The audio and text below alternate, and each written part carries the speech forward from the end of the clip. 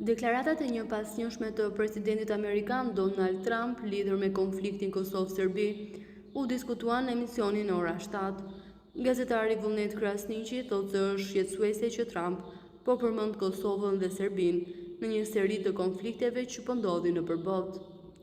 Nuk e di se pse ka pas për një sulm të mundshëm të mëparshëm apo tash, por për mua është shqetësuese një detaj, që Kosova dhe Serbia, ai që i përmend në një seri të disa konflikteve të tjera që janë duke ndodhur nëpër botë, kur po përmend Kosovën dhe Serbinë, po e fut edhe Kongon, edhe Ukrainën dhe Rusinë. Ne ndërkohë Rusia po e përmend dy vende që i takojnë Rusisë dhe me se ja njohim si aneksim. Ne pra mund të mbesim si një konflikt në arrest, është shprehur Krasniqi.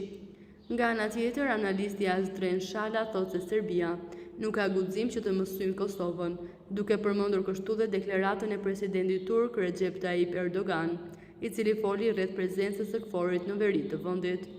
Çka është më me rëndësi që e dim, është se Serbia nuk ka guxim me ja mësy Kosovën në drejtim të Mitrovicës dhe me ardhë dhe kjo është në prezencë të KFOR-it. Për këtë dje foli dhe Erdogani, ka thënë ndër të tjera Shala.